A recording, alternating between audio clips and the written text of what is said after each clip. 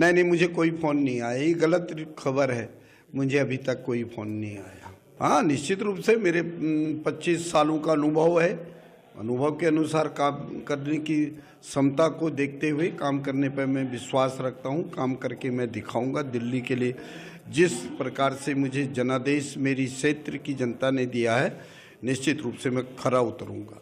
हाँ, ये सही है, मैंने कहा है शिवपुरी भी हो सकता है, शिव बिहार भी हो सकता है। लेकिन आखिर ये मेरी समझ में नहीं आ रहा है, क्यों राजनीतिक दल के लोग मुस्तफाबाद पर कितना बड़ा मेहरबान क्यों हो रहे हैं।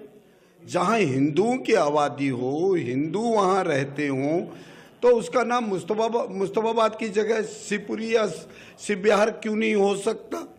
निश्चित रूप से लोगों के अंदर, मन के अंदर जिस प्रकार के मुस्तफ़ा के नाम से लोग चिंतित रहते हैं, तो निश्चित रूप से ये काम होना चाहिए, ये मैं करूँगा ना। निश्चित रूप से डेवलपमेंट नाम की कोई चीज़ नहीं है। जहाँ पीने का पानी नहीं हो, सड़कें नहीं हो, स्कूल नहीं हो, पार्क नहीं हो, आने जाने की कोई सुविधा नहीं हो, तो ये हर काम को मैं करने का प्रयास करूँगा। और मेरा पहला लक्ष्य होगा, जिस दिन मैं ओथ ले लूँगा, तो निश्चित रूप से पेरीफेरल लाइन के लिए मैं दिल्ली के गवर्नर साहब से अनुरोध करूंगा, जो आपके बड़े बड़े नाले हैं, इन नालों को सीमित करके, छोटा करके 8 फीट या 10 फीट करके, मान लिया बाकी जो है लैंड है उस पर रोड क्यों नहीं बन सकती है। रोड बनाएंगे, पेरीफेरल रोड तैयार करेंगे या उनको पार्कों में तब्दील करेंगे, ये मैं ज़रूर करूँगा, ये मैं आपको विश्वास दिलाना चाहता हूँ।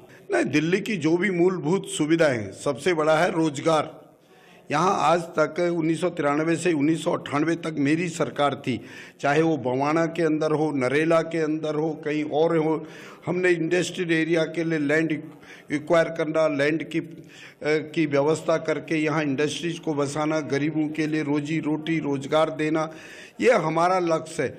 और दिल्ली के अंदर जिस प्रकार की व्यवस्था, जब बिजली हो, पानी हो, सड़कों का बुरा हाल हो, बहुत सी समस्याएं होंगी जो निश्चित रूप से सामने आकर के खड़ी होंगी, ऐसा मेरा मानना है। नहीं, मुझे कोई फ़ोन नहीं आया, ये गलत खबर है। मुझे अभी तक कोई फ़ोन नहीं आया। हाँ, निश्चित रूप से मेरे 25 सालों का अनुभव है। अनुभव के अनुसार काम करने की क्षमता को देखते हुए काम करने पर मैं विश्वास रखता हूँ। काम करके मैं दिखाऊंगा दिल्ली के लिए। जिस प्रकार से मुझे जनादेश मेरी क्षेत्र की जनता ने दिया है, निश्चित रूप से मैं खरा उतरूंगा। हाँ, ये सही है, मैंने कहा है शिवपुरी भी हो सकता है, शिव बिहार भी हो सकता है। लेकिन आखिर ये मेरी समझ में नहीं आ रहा है, क्यों राजनीतिक दल के लोग मुस्तफाबाद पर कितना बड़ा मेहरबान क्यों हो रहे हैं।